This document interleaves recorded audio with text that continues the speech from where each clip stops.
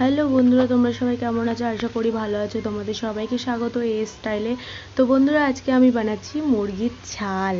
তোমরা কে কে খাও আমাকে কমেন্ট করে জানিও। আর আমার শ্বশুরবাড়িতে এই সমস্ত খায় না, কিন্তু আমার বাবার বাড়ি গেলে আমি একবার এইগুলো ট্রাই করি, খাওয়ার চেষ্টা করি। তো আমার বাবা বাজারে গেছিলো, এগুলো নিয়ে এসছে। তারপরে সব কিছু ছাড়িয়ে টাড়িয়ে নিয়ে এখানে বসিয়ে দিয়েছি। ওই দেখো আলু ভাজা হচ্ছে, এখানে আলু ভাজা বসিয়ে দিয়েছি। তো আলুটা একটু লাল লাল করে ভেজে নামিয়ে নেব। তো দেখো আলুটার মধ্যে নুন হলুদ দিয়ে আমি আলুটা ভালো করে ভেজে নিচ্ছি। কাঠেই করছি, কাঠে হলে তাড়াতাড়ি হয়ে যাবে, তার জন্য কাঠেই বসিয়েছি। তো আমার আলুটা ভাজা হয়ে যাচ্ছে। তো দেখো আমার আলুটা ভাজা হয়েছে। আর এগুলোতে না অল্প একটু তেল দিতে হয়, তার জন্য আমি একটুখানি তেল দিয়েছি। দেখো দেখবে কত তেল বেরোবে। তো একটুখানি তেল দিয়ে পেঁয়াজ দিয়ে দিয়েছি, পেঁয়াজগুলোকে লাল লাল করে একটু ভেজে নেব। তো পেঁয়াজগুলো দিয়ে দিয়েছি দেখো কড়াইতে। তো কড়াইতে পেঁয়াজটা দিয়ে পেঁয়াজটা ভালো করে ভেজে নিচ্ছি।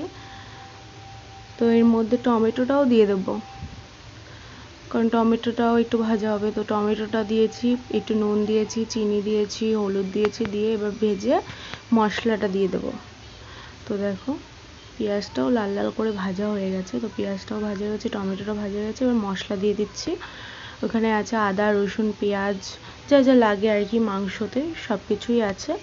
তো দিয়ে এবার ভালো করে কষিয়ে নেবো মশলাটা। মশলা যত কষানো হবে তত মাংসটা টেস্টি হবে। তো এখানে মাংসর মশলা কষানো হয়ে গেছে। এবার আমি মুরগির ছালগুলো দিয়ে দিচ্ছি। তো ছালগুলো দিয়ে এবার আস্তে আস্তে সবগুলো ভালো করে মিশিয়ে নেব সব মশলার সাথে। তো ভালো করে মিশিয়ে নিচ্ছি দেখো। তারপরে মেশানোর পরে আমি আলুগুলো দিয়ে দিয়েছি। আলুগুলো দেওয়ার পরে এবার আলুগুলোকেও ভালো করে মিশিয়ে নেব ছালের সাথে।